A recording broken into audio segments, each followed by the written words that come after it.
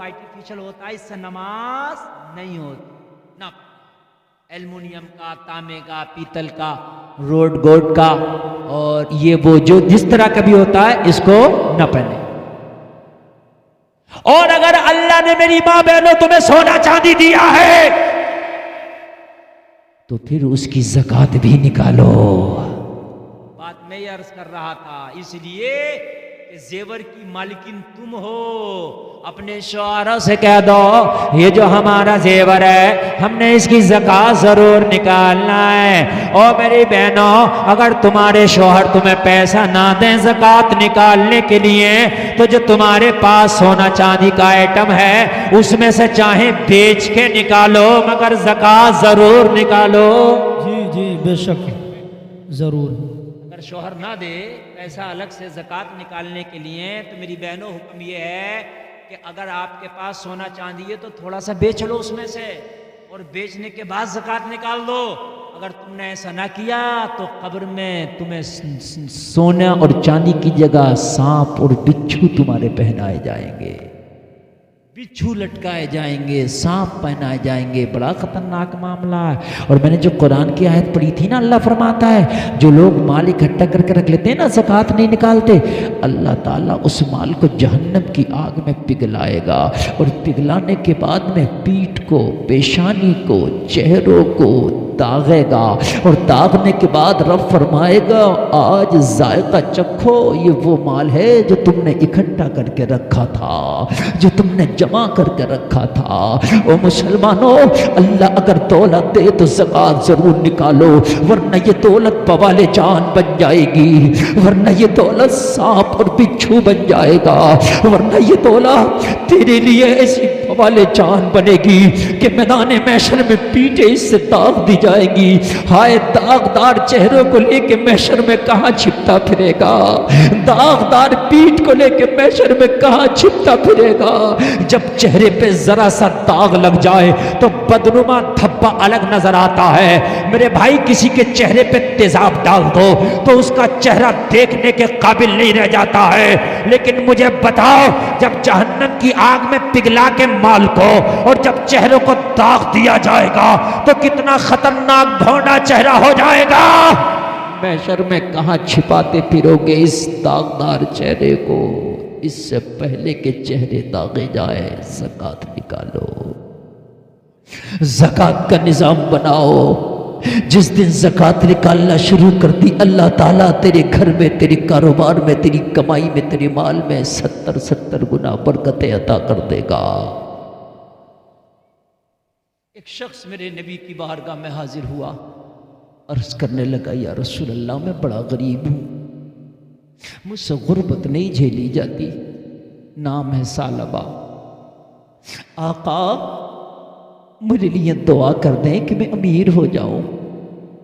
بہت سے لوگوں کو امیر بننے کا بڑا شوق ہوتا ہے۔ میرے بھائی اگر اللہ نے امیری نہیں دی ہے نا تو غربت میں بھی اس کے شکر کے سجدے ادا کر، کیا پتا تیری امیری تجھے گمراہ کر دیتی۔ کبھی کبھی امیری بھی گمراہ کر دیتی ہے، اس لیے اگر اللہ نے امیری نہیں دی، غربت دی ہے تو سجدے شکر کے کیا کر، ہو سکتا ہے یہ غربت ہی تیرے لیے بہتر ہو۔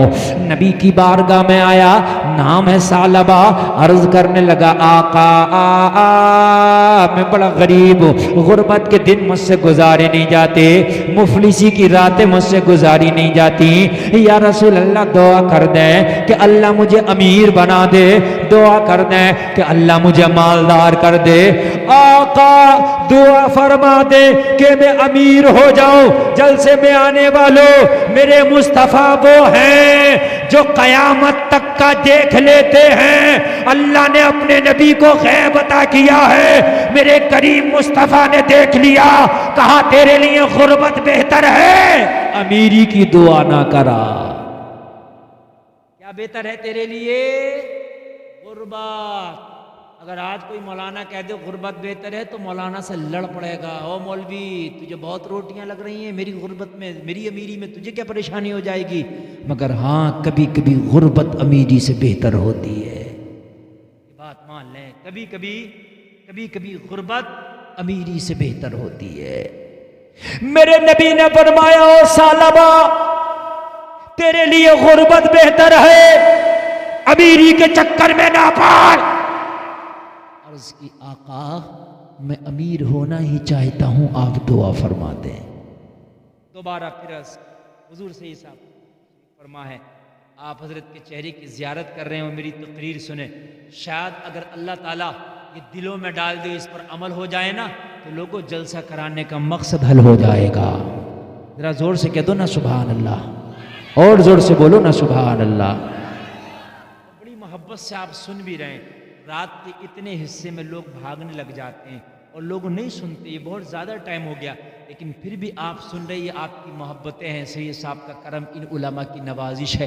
میرے بھائی میری تقریر اتنی کروں گا جتنی آپ محبت سے سنیں گے، میں کوئی بہت زیادہ لمبی چوڑی تقریر کرنے کے موڈ میں نہیں ہوں کہ صاحب میں آپ کو زبردستی سنا جاؤں گا، نہیں، جتنی آپ پیار سے سن لیں گے نا اتنی، اس کے بعد آپ جیسے چاہے نعت سنیں یا سلام پڑھیں، وہ آپ کی مرضی ہے۔ او لوگو میرے نبی نے 2 بار منع فرمایا، ثعلبہ تیرے لیے غربت اچھی ہے، عرض کی آقا نہیں میں تو امیر ہی ہونا چاہتا ہوں۔ یا رسول اللہ آپ تو دعا فرما دیں کہ اللہ مجھے امیر ہی کر دے۔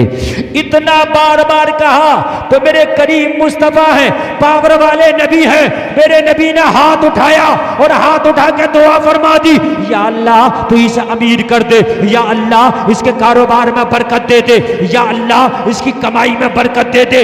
میرے مصطفیٰ کا دعا کرنا تھا، میرے کریم نبی کا دعا کرنا تھا، نبی کی دعا قبول ہوئی اور اللہ نے ثعلبہ کے مال میں برکت دی، اتنی برکت دی، اتنی برکت دی، اتنی برکت دی۔ ثعلبہ بکریوں کا کاروبار کرتا تھا، اور لوگوں اللہ نے بکریوں میں اتنی برکت دی، اتنی برکت دی کہ مدینے میں ثعلبہ کا گھر چھوٹا پڑ گیا، اتنی برکت دی کہ مدینے میں ثعلبہ کا گھر چھوٹا، اور بکریاں بڑھ گئیں، اب ثعلبہ پریشان، گھر چھوٹا ہے، بکریاں بہت زیادہ ہیں، یا اللہ میں کیا کروں، بکریاں اتنی بڑھ گئی، بکریوں میں اتنا اضافہ ہو گیا کہ میرے بھائیوں کان کھول کر کے سنو، گھر چھوٹا پڑ گیا، گھر تنگ پڑ گیا، گھر میں رہنے کے لالے پڑ گئے۔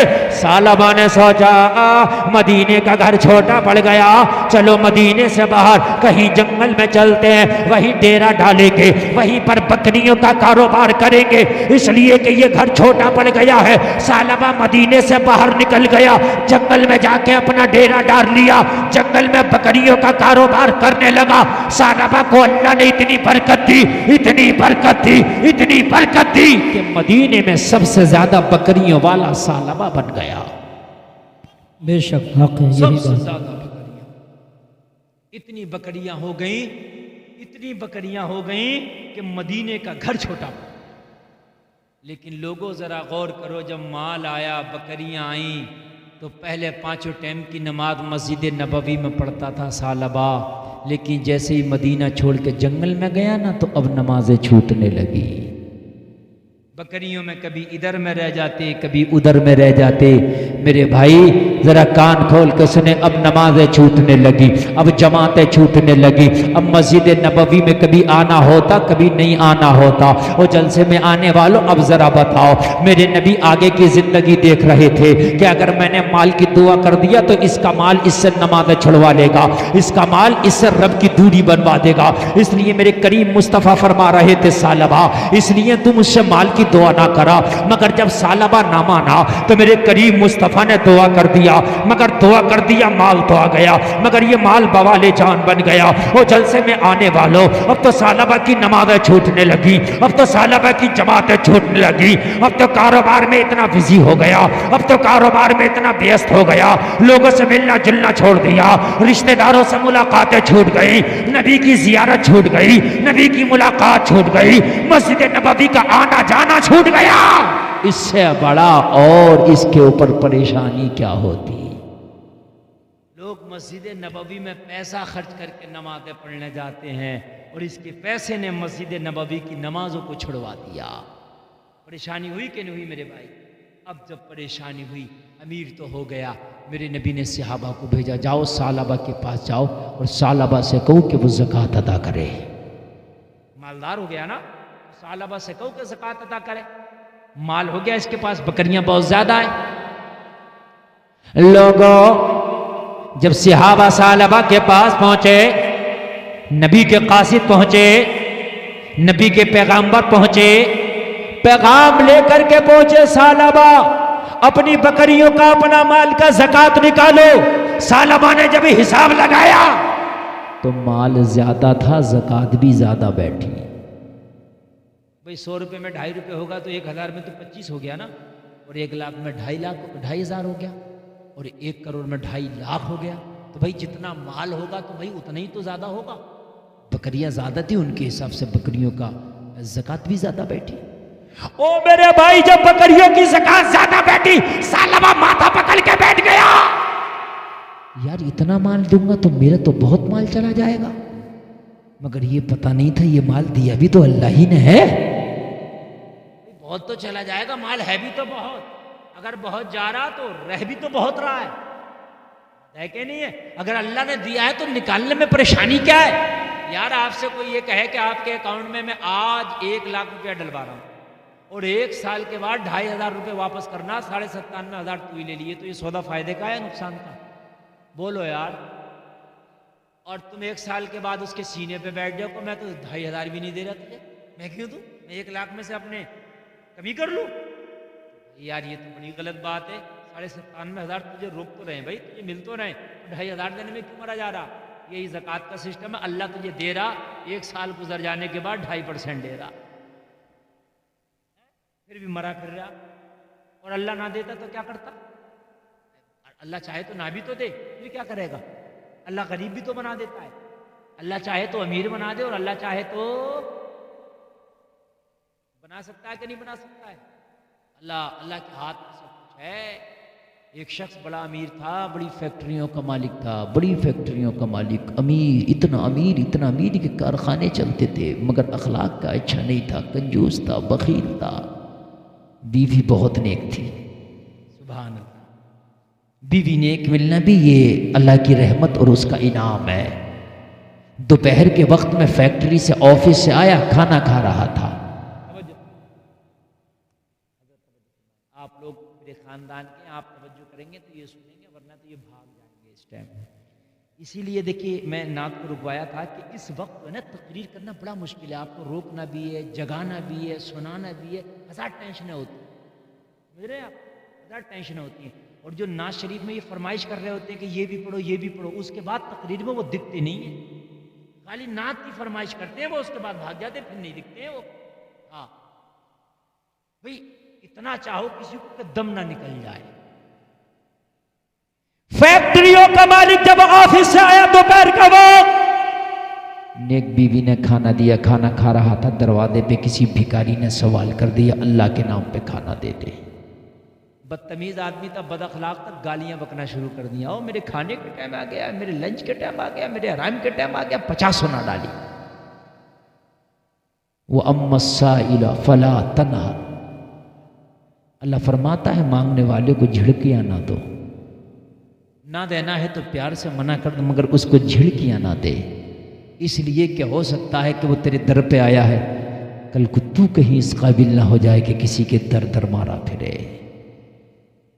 اس نے جھڑک دیا، گالیاں سنا دی اسے، روتا ہوا چلا گیا، مولا ایسی زندگی سے تو موت آ جاتی، او مولا یہ لوگ گالیاں دیتے ہیں، اللہ کو اس کے یہ کام پسند نہیں آیا، گالیاں دینا تھا، اللہ کی ایسی لاٹھی پڑی، ایسی لاٹھی پڑی کہ کاروبار میں اس کے بزنس میں گھاٹا ہونا شروع ہو گیا۔ ایک کارخانہ بکا، دوسرا بکا، تیسرا بکا، چوتھا بکا، پانچواں بکا، ایک ایک کر کے سارا کارخانہ بک گیا، ایک ایک کر کے سارا بینک بیلنس ختم ہو گیا، ایک ایک کر کے سارا مال بک گیا۔ حد یہ تھا جس گھر میں رہتا تھا وہ گھر بھی بک گیا، لیکن قرضہ تھا کہ اترنے کا نام ہی نہیں لیتا، قرضہ ہے کہ اس سے سبکدوشی حاصل ہی نہیں ہوتی۔ لوگوں ذرا غور کرو، جہاں امیر بہت بڑا تھا وہاں غریب بہت بڑا ہو گیا، اللہ کی لاٹھی پڑتی ہے تو چمڑی سونٹ لیتی ہے، اور جب وہ دیتا ہے تو چھپر پھاڑ کے دیتا ہے۔ اللہ کی رحمت سے کبھی مایوس نہیں ہونا چاہیے، مگر اس کی پکڑ سے بھی ڈرتے رہنا چاہیے۔ وہ جلسے میں آنے والوں اتنا پریشان ہو گیا، اتنا پریشان ہو گیا کہ اس کا گھر بھی بک گیا، کارخانہ بھی بک گیا، مال بھی بک گیا، سواریاں بھی بک گئی، نوکر چاکر بھی ختم ہو گئے، پریشان ہو گیا۔ اپنی بیوی سے بولا، او میری بیوی، تو بڑی نیک ہے، میں کیا کروں، میرا سب کچھ ختم ہو گیا، میرے پاس تو اتنا بھی نہیں کہ میں تیرا خرچہ اٹھا سکوں۔ بیوی کو طلاق دے دیا۔ جب خرچے نہیں اٹھا سکتا، سنیے، بیوی کا خرچہ اٹھانا شوہر کے اوپر لازم ہے۔ اگر خرچہ نہ اٹھا سکے تو پھر شادی نہ کرے، وہ کہیں بھیک تھوڑی مانگے گی، اس کا خرچہ اٹھائے۔ حد یہ ہے کہ بچہ اگر پیدا ہو، توجہ کریں تو اس بچے کا مرد باپ ہوا اور عورت ماں ہوئی، لیکن اس بچے کا خرچہ اور دودھ کا ذمہ شوہر پر ہے، عورت پر نہیں ہے۔ اگر عورت کہے میں اس بچے کو دودھ پلانے کی اجرت لوں گی تو مرد کو دینا پڑے گی، ذمہ اس پر ہے۔ سمجھ رہے ہیں آپ، ذمہ اس پر ہے، دینا پڑے گی اجرت، جبکہ ماں ہے، وہ بے شک ماں ہے، مگر کفالت کی ذمہ داری مرد پر ہے۔ بہت سے لوگ جابیں کرا رہے ہیں، عورتوں کی کمائیاں کھا رہے ہیں۔ اور بھائی اگر بے پردہ رہ کر کے عورت کما رہی ہے تو بھائی ایسی کمائی سے بنا کمائی کے بہتر ہے، پردے میں رکھ لیں۔ اگر کہیں پردے میں رہ کے ورک کر رہی ہے تو خیر میں اس کے لیے کچھ نہیں کہتا، بھائی وہ ہو سکتا ہے، اگر شریعت کا لحاظ رکھ کر کے ہو رہا تو ہو سکتا، کوئی مسئلہ نہیں ہے۔ او لوگو، بیوی کو طلاق دے دیا اور چلا گیا، اس کا تو گھر دری ختم ہو گیا نا، گھر دری ختم ہو گیا۔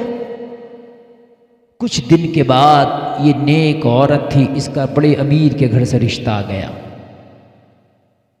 بہت امیر کے گھر سے رشتہ آ گیا۔ رشتہ آیا تو اس نے، بیوی نے اس کی دوسرا نکاح کر لیا، شادی کر لی، چونکہ اس نے طلاق دے دی تھی۔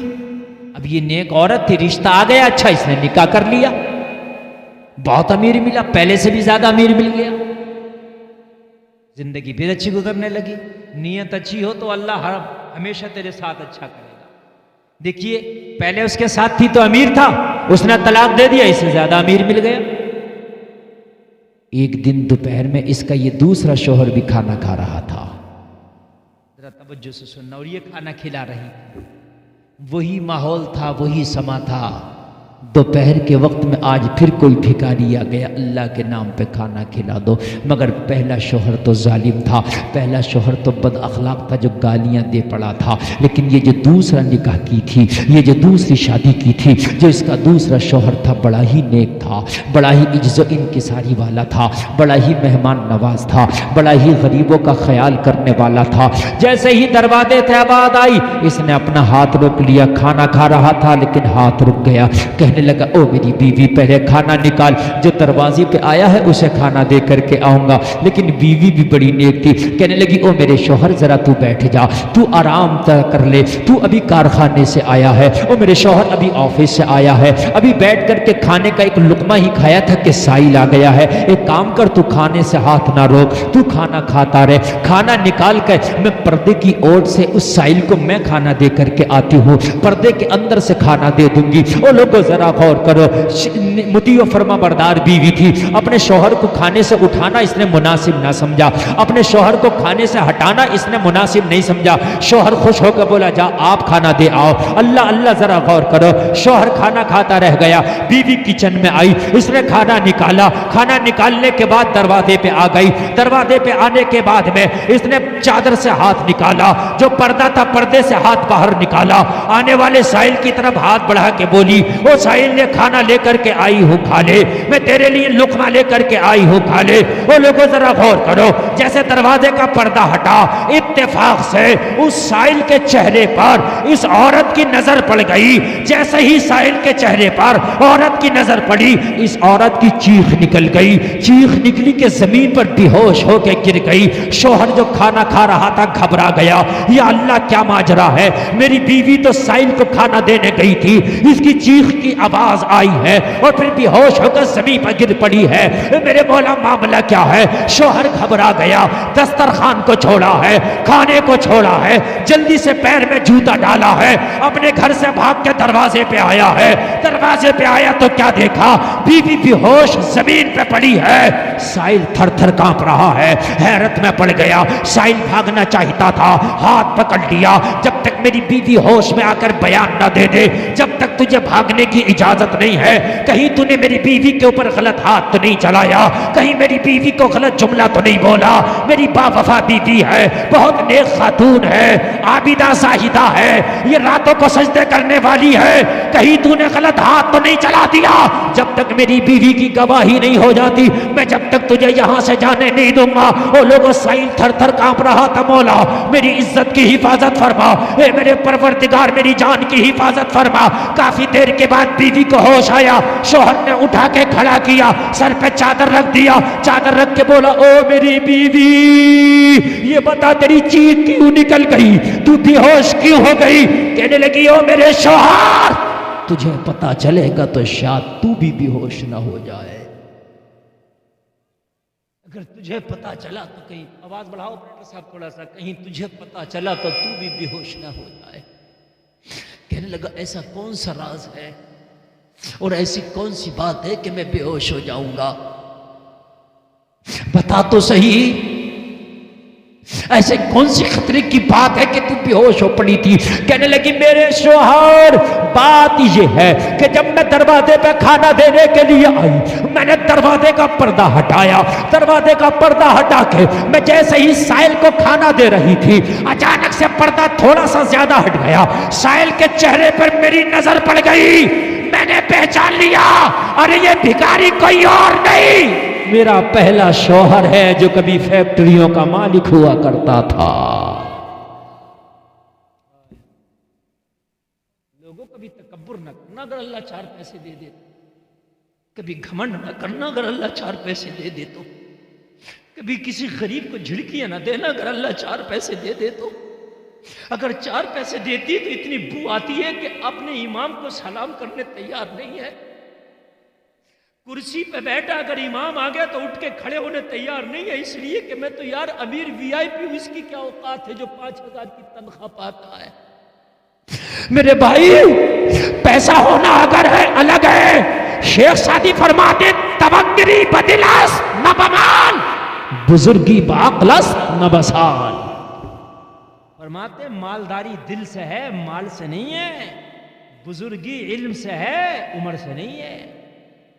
میرے بھائی, اگر اللہ پیسہ دے دے, اللہ مال دے دے تو کبھی تکبر نہ کرنا. ولا تمشی فی الارض مرحا, اللہ فرماتا لوگوں زمین میں اکڑ کے نہ چلو. اللہ کو تمہارا اکڑ کے چلنا پسند نہیں ہے, بڑی سخت پکڑ ہے. اور میرے بھائی, کبھی کسی کو جھڑکیاں نہ دینا, کسی غریب کو حقیر نہ سمجھنا, کبھی کسی کا دل نہ توڑ دینا, کبھی کسی کا دل نہ دکھا دینا. اگر اللہ امیری دینا تو اپنے اندر نرمی اور زیادہ پیدا کر دینا. اللہ مالدار بنائے نا تو اپنے اخلاقوں کو اور اچھا کر لینا. کیوں؟ اس لیے کہ پھلدار درختوں کی شاخیں جھکی ہوتی ہے. بول دو نا سبحان اللہ. جس درخت پہ جتنا پھل ہوتا ہے اتنی ہی شاخیں اس کی جھکی ہوتی ہیں, اور جتنا درخت ننگا ہوتا ہے اتنی ہی شاخیں اس کی اوپر ہوتی ہے. میرے بھائی, اگر اللہ تمہیں علم دے, دولت دے, رتبہ دے, مال دے, پد دے, تو اپنے اخلاق اچھے کر لینا, اس لیے کہ جتنا پھل زیادہ ہوتا ہے اتنی ہی شاخ جھکی ہوتی ہے.